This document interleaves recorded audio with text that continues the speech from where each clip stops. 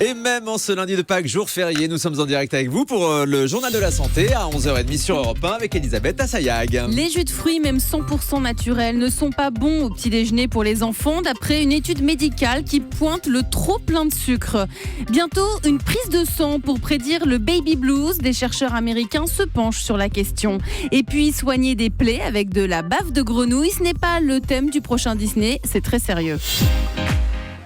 Et on commence avec le jus de fruits que vous prenez au petit déjeuner, qui n'est pas forcément synonyme de bienfait. D'après une étude publiée dans la très sérieuse revue British Medical Journal, les chercheurs ont passé au crible jus de fruits et smoothies destinés aux enfants.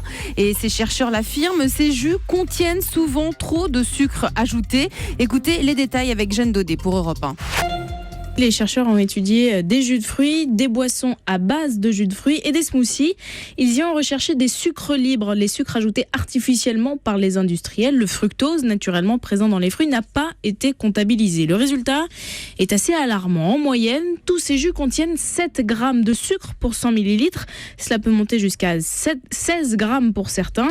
Les plus mauvais pour la santé, les smoothies. Dans un verre de 20 centilitres, vous pouvez absorber, selon cette étude, jusqu'à 8 cuillères à café de sucre. C'est 3 fois la dose recommandée dans la journée.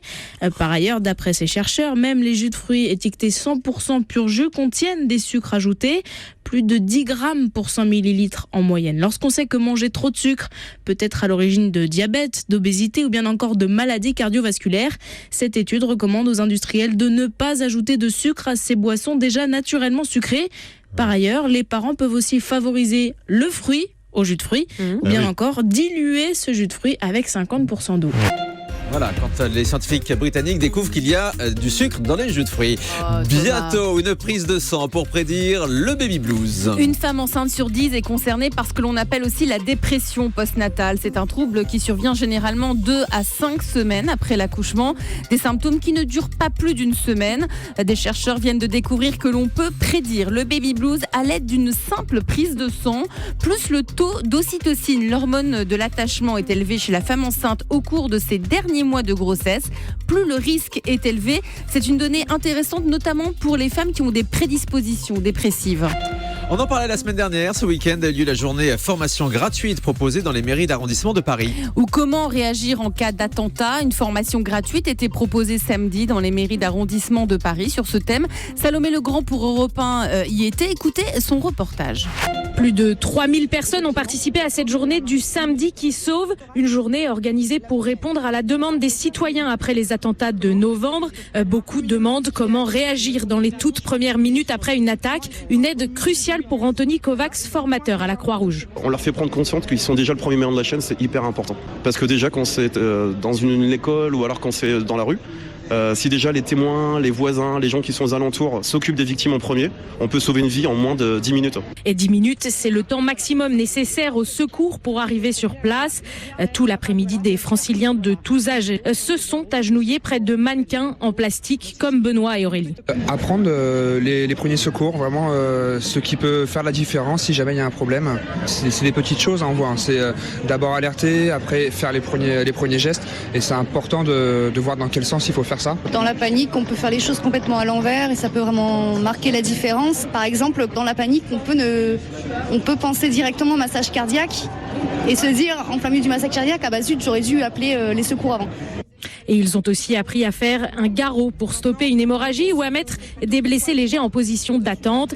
Et si vous n'avez pas pu participer à cette journée, sachez qu'il y a des formations gratuites tous les samedis dans plusieurs casernes à Paris ainsi que dans toute la France. Voilà donc sur ces formations gratuites sur les risques d'attentats. C'est pas qu'aujourd'hui, ça c'est pas une info. En revanche, c'est important de vous rappeler que le chocolat est bon pour la santé. Oui, ne vous privez pas, Thomas, d'en déguster cet après-midi, puisqu'une étude menée auprès de cyclistes amateurs a montré que 40 grammes de chocolat noir tous les jours améliorent l'endurance et les performances physiques. Ces effets bénéfiques seraient dus à un flavonoïde contenu dans la fève de cacao.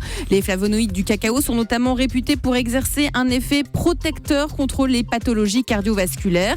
Il inhiberait la formation d'une plaque dans les artères responsable de l'infarctus du myocarde ou des AVC. Une étude écossaise parue dans Heart a montré que les consommateurs de chocolat ont 25% de risque en moins d'AVC que les autres. Et enfin, d'autres travaux ont montré que manger du chocolat à 60% de cacao, pas le chocolat blanc ou le chocolat au lait, 60% permet d'améliorer les capacités de vigilance. Il pourrait même prévenir l'apparition de la maladie d'Alzheimer. Ça nous arrange. Soigner ses plaies avec de la bave de grenouille, c'est possible. Eh ouais, ce sont des chercheurs d'une université écossaise qui ont montré que la sécrétion de la grenouille Tungara pouvait aider à cicatriser les plaies. Cette espèce de grenouille est toute petite, elle ressemble un petit peu à un crapaud. La bave de cette petite grenouille propose une nouvelle approche sur la façon de prévenir les infections des plaies, l'augmentation de la résistance aux antibiotiques. C'est ce qu'ont déclaré les auteurs des travaux, notamment pour soigner les brûlures graves.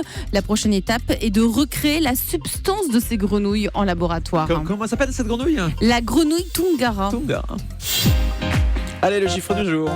Le Téléthon a recueilli 94 millions d'euros en 2015. Une participation supérieure de 1% par rapport à 2014, qui avait permis de réunir 92,9 millions d'euros contre 89 millions d'euros en 2013. Mais 94 millions en 2015, c'est un bon résultat, car souvenez-vous, on était dans un contexte très difficile. C'était à peine 3 semaines après les attentats de Paris. Oui, vous l'avez dit, une hausse de 1% par rapport à l'année d'avant. Et le prochain Téléthon, ce sera les 2 et 3 décembre, si je me souviens bien, sur France Télévisions. Merci Elisabeth.